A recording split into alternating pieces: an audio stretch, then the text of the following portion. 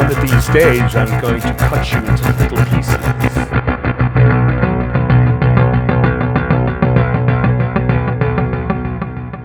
Hello, I'm Ian Cattell from Brit Floyd. We're here at the Cobb Energy Center in Atlanta, Georgia, and I'm here to show you my FM9. FM9, the great thing about it is it's very transparent. It's got a very clean sound, just plug it in as it is, and then it's got all the tools you need to shape the sound you want while remaining transparent, and you get the woody sound of a P bass coming straight through. For instance, my breeze sound.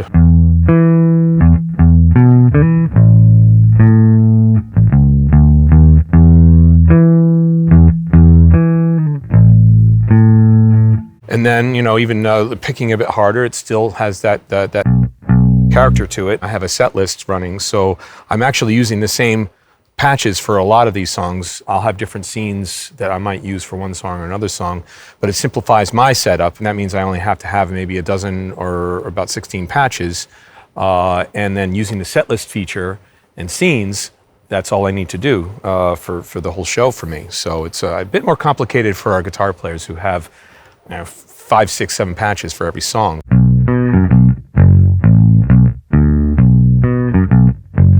Again, nice transparent woody tone coming through.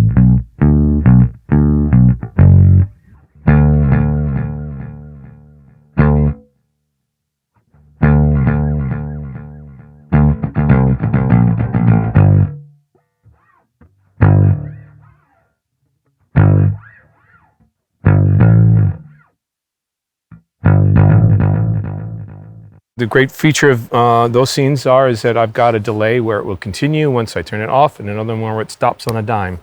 And that's something that I wasn't finding in a lot of units up until now, so this is a great thing to have. So this is Sorrow off of Momentary Lapse of Reason, and it features, we're doing the live version actually, where Guy Pratt was using an octave pedal to cover the synth part that was on the original. So.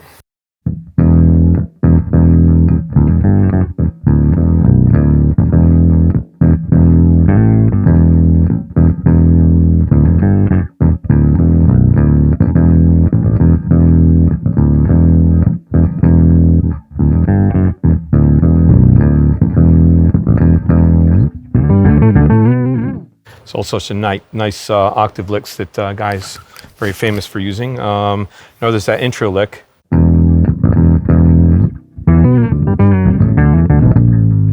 Okay, what I have here, this silly looking contraption, is called a Chapman stick. Is invented by Emmett Chapman back in the late 60s. It's about the same age as me, unfortunately. But anyway, made famous by Tony Levin, who actually used one of these on Momentary Lapse of Reason to record. In a conversation, he told me he doesn't even remember which ones, but then he came back and said it was all of them.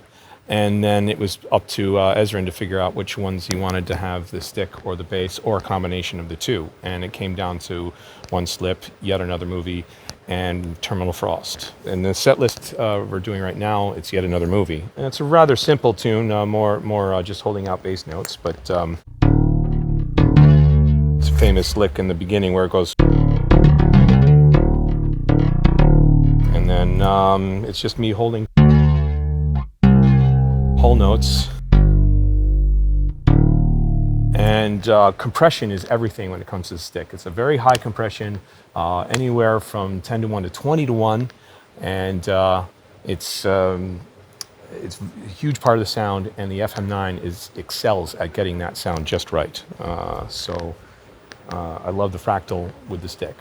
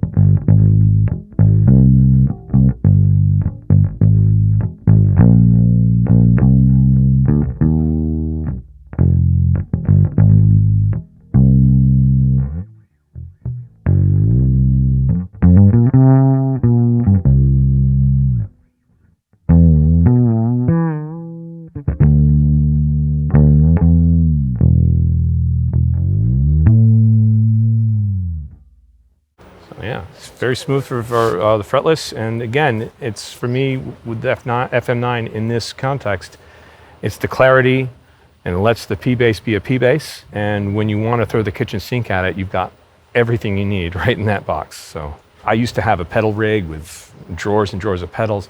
You know, it sounded great when it was working right. The FM9 delivers the same sound, in my opinion. When Fractal came along, it was the first multi-effect unit company that could produce a versatile, reliable sound that rivaled a pedal rig when the pedal rig was working properly. And this always just works. It just works. Oh, yeah, it helps if I plug it in. That's generally... Yeah, it works better that way. The tone, I think, is thicker generally. Well, it's certainly a clean.